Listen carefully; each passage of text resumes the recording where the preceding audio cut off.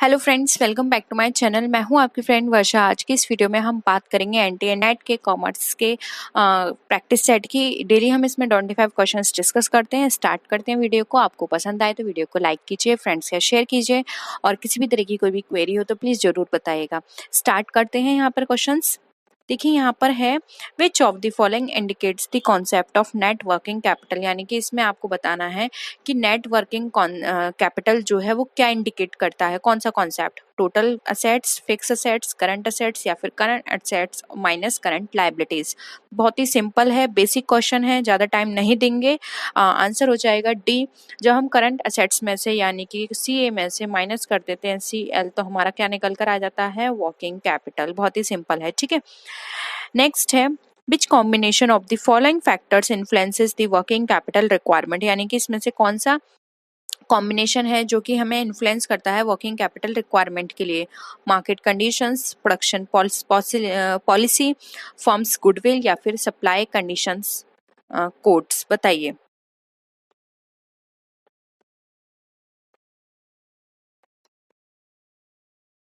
Supply conditions होगा ये code, तो ये चीज इनके लिए दी हुई है, ठीक है। सप्लाई कंडीशंस बताइए कौन सा कॉम्बिनेशन हमारा वर्किंग कैपिटल रिक्वायरमेंट को इन्फ्लुएंस करता है।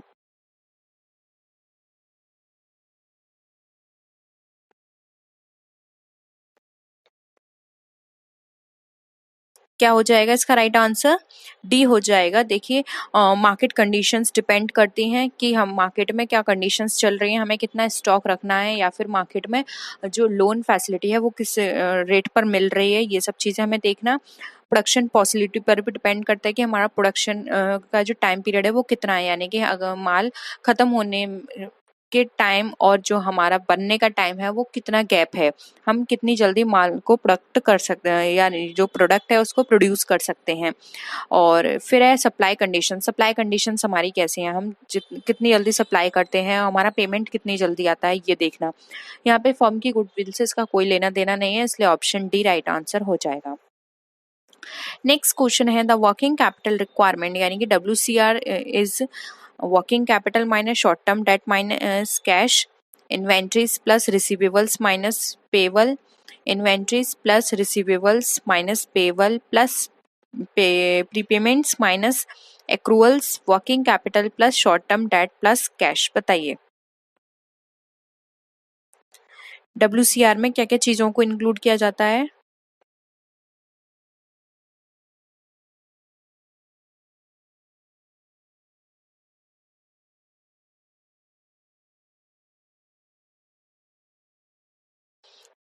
देखिए, WCR की बात करें तो वर्किंग कैपिटल रिक्वायरमेंट में आता है हमारा इन्वेंट्री, जिसमें हम रिसीवेबल्स को ऐड करते हैं और जो भी हमारे पेबल्स होते हैं उनको हम माइनस कर देते हैं, और साथ में हम जितने भी प्री पेमेंट होते हैं उनको ऐड करके हमारे एक्रूअल्स को उसमें माइनस कर देते हैं, ठीक है। तो ऑप्शन सी यहाँ पे हमारा राइट आंसर हो जाएगा। नेक्स्ट है, अब है असर्शन और रीजन। पहले ये पढ़ लेते हैं फिर देखेंगे। The management of working capital refers to the management of current assets and current liabilities. फिर है, the major thrust is on the management of current assets because current liabilities arise in the context of current assets। बताइए।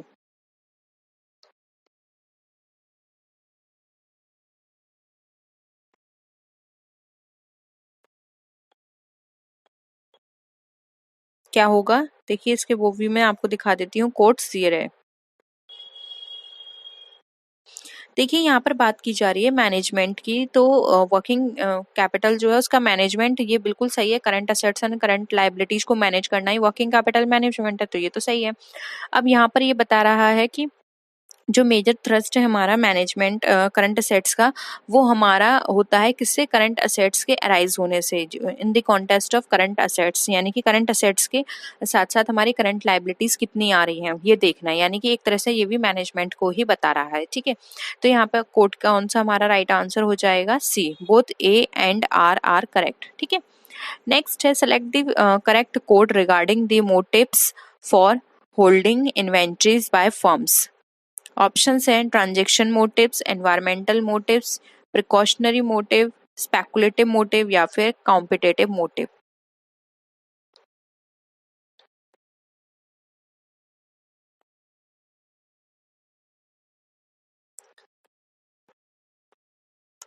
देखिए हमने जब motive की class discuss की थी तो मैंने वहाँ पर आपको मोटिव्स बताए थे, जो कि थे ट्रांजैक्शन मोटिव्स था, एक था हमारा प्रिकॉशनरी मोटिव एंड दूसरा था हमारा स्पेकुलेटिव मोटिव।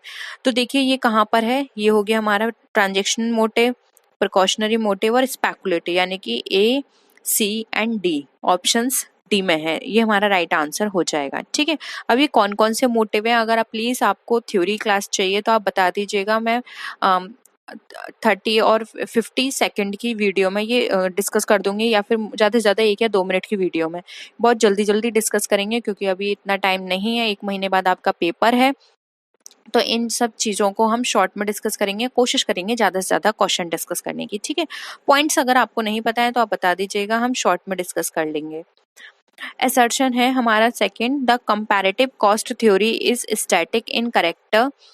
रीजन है इसका, the comparative cost theory is based on the fixed supply of factors of production. बताइए, A is correct but R is incorrect, A is correct but A is incorrect, A and R both are correct but R is not the correct explanation of A, and D option है हमारा, A R both are correct but and R is the correct explanation of A। बताइए, comparative cost theory जो होती है हमारी, क्या static होती है या फिर ये क्या बेस्ड होती है हमारी जो भी fixed supply of factors of production? बताइए,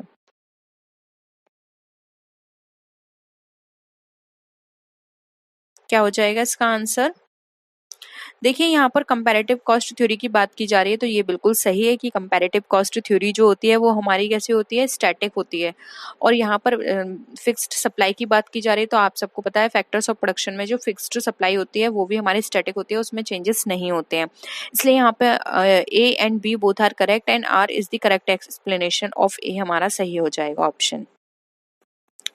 Next है, which of the following committees has given the concept of core correct assets and also suggested 3 alternatives for working out the maximum permissible of bank fundings? धीरे से समझते हैं इस questions को। देखिए यहाँ पर उस कमेटी के बारे में पूछा गया है जो कि आपके कोर करंट असेट्स के कॉन्सेप्ट को दिया था जिसने, और उसने सजेस्ट की थी आपको 3 ऑल्टरनेटिव्स वर्किंग के लिए जो कि आपके मैक्सिमम परमिशिबल बैंक फंडिंग्स की हैं। ठीक है, टंडन कमेटी थी वो, और यहाँ पे चोर कमेटी थी, चक्रवर्ती कमेटी थी, या फिर मराठी कमेटी थी? बताइए,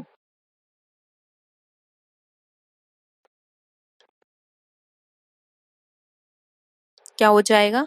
ए, ये टंडन कमेटी थी जिसने आप कोर करंट एसेट्स का कॉन्सेप्ट दिया था, और इन्होंने सजेस्ट किए थे हमारे working out maximum working out के लिए 3 ऑल्टरनेटिव्स। ठीक है, नेक्स्ट है, which of the following equation given the amount of operating cycle, यानी कि हमें बताना है इक्वेशन जो ऑपरेटिंग साइकिल को देती है, जहां R stands for raw material storage period, W for work in progress holding period, F for finished goods storage period, D for receivables यानी कि debtors collection period, and C stands for credit period allowed by suppliers, जिसको हम creditors भी बोलते हैं। बताइए, operating cycle में कौन सी इक्वेशंस हमारी सही है?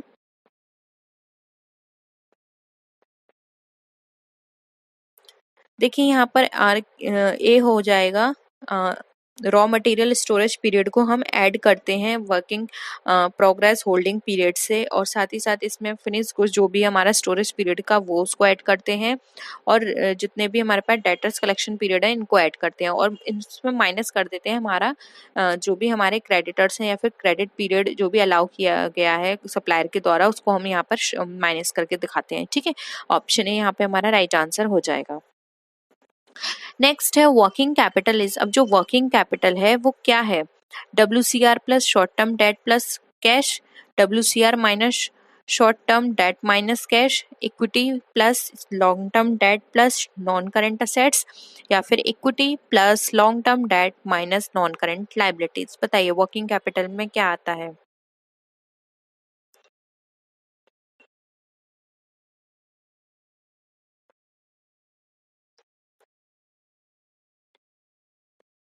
क्या हो जाएगा? डी हो जाएगा। इक्विटी में हम लॉन्ग टर्म डेब्ट को ऐड करेंगे, और जो भी हमारे नॉन करंट असेट्स होंगे उनको हम माइनस कर देंगे, तो हमारा वर्किंग कैपिटल निकल कर आ जाएगा। ठीक है, नेक्स्ट है the following equation helps us in finding working capital. इसमें से कौन सी इक्वेशन है जो कि फाइंडिंग करेगी हमारी वर्किंग कैपिटल को? जल्दी बताइए।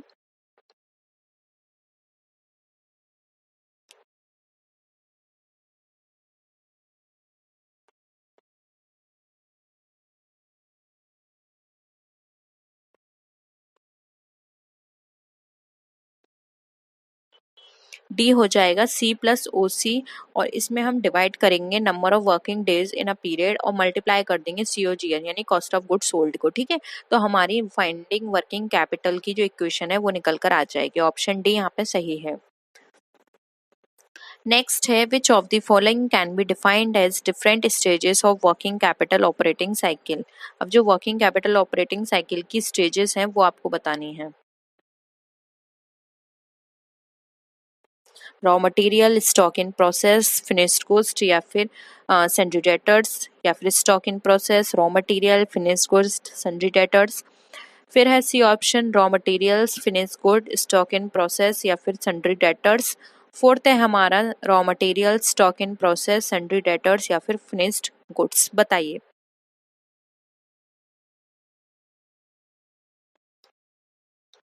क्या हो जाएगा आंसर? ए हो जाएगा raw material, stock in process, फिर finished good and then sundry debtors. ये हमारी क्या है, सही इक्वेशन है या फिर स्टेजेस है। ठीक है,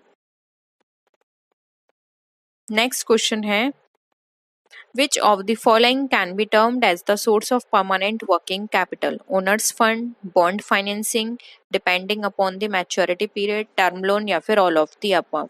परमानेंट वर्किंग कैपिटल की बात की जा रही है यहाँ पर।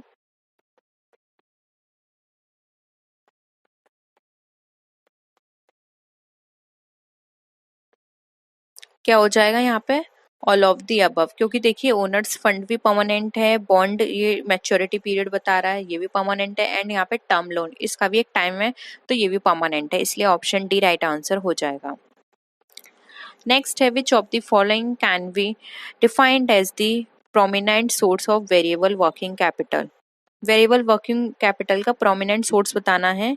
Trade creditors, bank loan, commercial papers, depreciation या फिर टैक्स लाइबिलिटीज।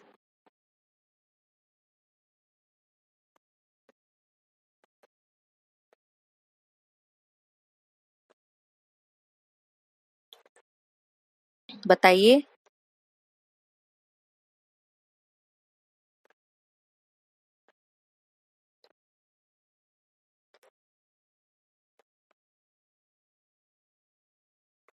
क्या हो जाएगा इसका आंसर?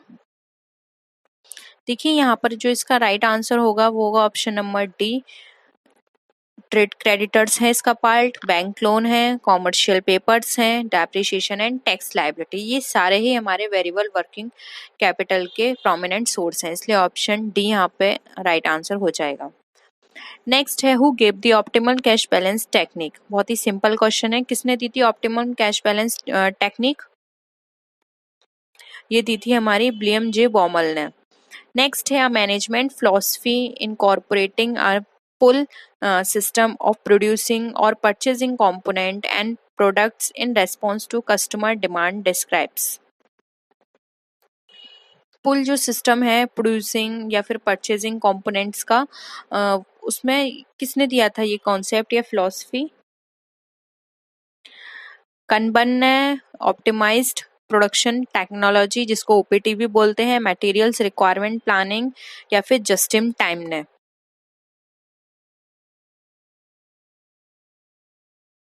क्या हो जाएगा? Option D just in time. Just in time में पुल सिस्टम को हम ऑफ प्रोड्यूसिंग, जो प्रोड्यूसिंग का जो पुल सिस्टम होता है उसके बारे में बात करते हैं, जिससे हमारी कस्टमर की जो डिमांड है वो हमारी डिस्क्राइब की जाती है। ठीक है, नेक्स्ट है short term cash flow improvement में नॉट बी अचीव्ड हुआ है। अब जो शॉर्ट टर्म कैश फ्लो जो इम्प्रूवमेंट हुआ है वो किससे अचीव नहीं किया जा सकता? Reducing trade receivables, reducing inventories, increasing trade payables या फिर रिड्यूसिंग ट्रेड पेबल्स। बताइए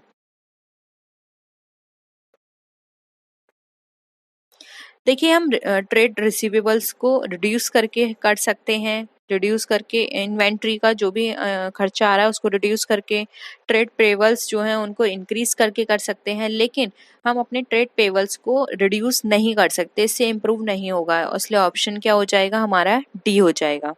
ठीक है, नेक्स्ट है a long term cash flow improvement में नॉट बी अचीव्ड बाय। अब लॉन्ग टर्म कैश इम्प्रूवमेंट किससे अचीव नहीं किया जा सकता, उसका आप रिवर्स कर सकते हैं, अभी हमने ऊपर डिस्कस किया है आपसे। तो जितने भी हमारे लॉन्ग टर्म डेट है उनको रिड्यूस करके हम अपने लॉन्ग टर्म कैश फ्लो को इम्प्रूव नहीं कर सकते, तो ऑप्शन सी इसका राइट आंसर हो जाएगा। नेक्स्ट है which of the following indicates an aggressive approach to financing working capital. एक एग्रेसिव अप्रोच बतानी है इसमें से आपको। Financing short term needs with short term funds, financing permanent inventory buildup with long term debt, C है हमारा financing seasonal needs with short term funds, या फिर डी है हमारा financing some long term needs with short term funds. बताइए, aggressive approach की बात की जा रही है तो इसको याद रखिएगा। देखिए एग्रेसिव अप्रोच में क्या होता है, हम जो भी हमारे लॉन्ग टर्म नीड्स हैं उसको हम शॉर्ट टर्म फंड्स के साथ फाइनेंसिंग कर रहे हैं, तो ये एग्रेसिव अप्रोच है। ठीक है, ऑप्शन डी राइट आंसर हो जाएगा। नेक्स्ट है कंजर्वेटिव अप्रोच, एक रिस्क फ्री स्ट्रेटजी है वर्किंग कैपिटल की, ठीक है, जो कि हेल्प करती है हमारी maintaining a high level of current assets and higher working capital को। ठीक है, तो इसमें से कौन सा आपको यहाँ पे अप्रोच लगती है जो कि या फिर कौन सा यहाँ पर आपको पॉइंट लगता है जो कि आपको कह सकते हैं कि ये कंजर्वेटिव अप्रोच है फाइनेंसिंग वर्किंग कैपिटल की, बताइए।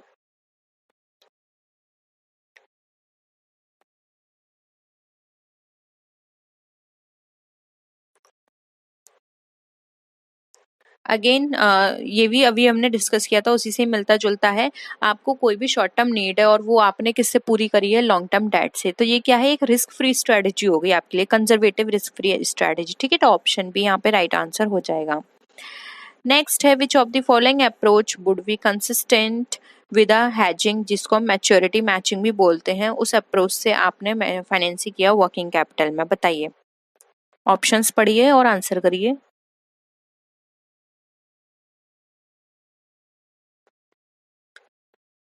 याद रखिएगा यहाँ पे हैजिंग अप्रोच की बात की जा रही है। हेजिंग में हम क्या करते हैं, जिसकी हमें नीड है हम उसी के फंड से उसको फाइनेंस करते हैं, तो ऑप्शन ए हो जाएगा financing short term needs with short term funds. ठीक है, नेक्स्ट है which of the following is a basic principle of finance as it relates to the management of working capital. Profitability varies inversely with risk, liquidity moves together with risk, या फिर profitability moves together with risk। D है हमारा profitability moves together with liquidity। बताइए क्या होगा,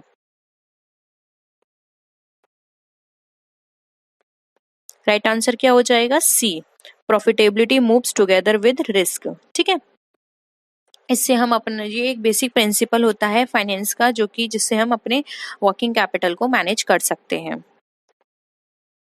next है which of the following options illustrates the use of hedging approach to financing assets.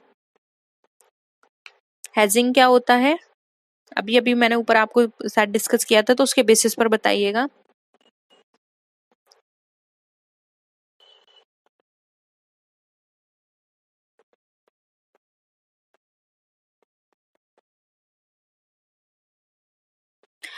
यहाँ पर इसका आंसर हो जाएगा बी, जो भी हमारी परमानेंट वर्किंग कैपिटल है वो हम फाइनेंस्ड करेंगे लॉन्ग टर्म लाइबिलिटीज के साथ। ठीक है, तो उससे क्या होगा, हमें कम से कम लॉस होगा।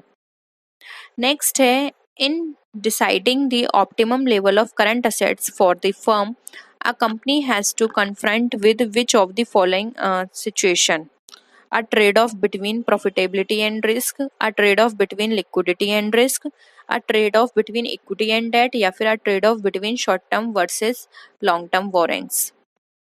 Optimum level of current assets की लिए यहाँ पे बोल रहे हैं, ये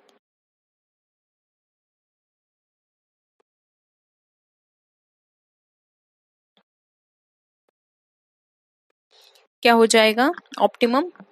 वो हो जाएगा हमारा trade off situation between profitability and risk. उसमें हम कह सकते हैं कि हमारा optimum level of current assets हमारी फॉर्म के लिए है, ठीक है।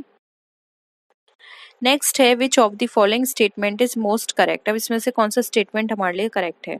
अगर हम स्मॉल कंपनी की बात करें तो लॉन्ग टर्म डेब्ट हमारा प्रिंसिपल सोर्स है एक्सटर्नल फाइनेंसिंग का। अगर हम current assets of typical manufacturing firm account for over half of it's total assets, strict adherence to the maturity matching approach to financing would call for all current assets to be financed solely with current liabilities.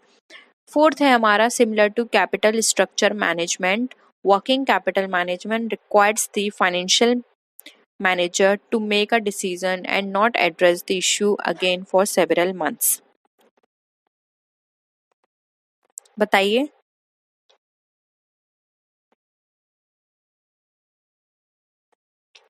सबसे ज़्यादा correct आपको कौन सा point लगता है कि एक firm के जो छोटी फर्म है उसमें हम जो भी लॉन्ग टर्म डेट है वो हमारा एक्सटर्नल फाइनेंसिंग का सोर्स है, ठीक है। या फिर हमारी जो करंट असेट्स हैं टिपिकल मैन्युफैक्चरिंग फर्म अकाउंट की बात करें तो वो उसके जो भी टोटल असेट्स है उसके ओवर हाफ होना चाहिए। या फिर स्ट्रिक्ट एडरेंस होना चाहिए मैच्योरिटी मैचिंग, जिसको हम हैजिंग भी बोलते हैं। हैजिंग अप्रोच में to financing would call for all current assets to be financed solely with current liabilities, यानी कि सिर्फ उसके साथ हम अकेले करंट लाइबिलिटीज के साथ उसको फाइनेंस करें। बताइए।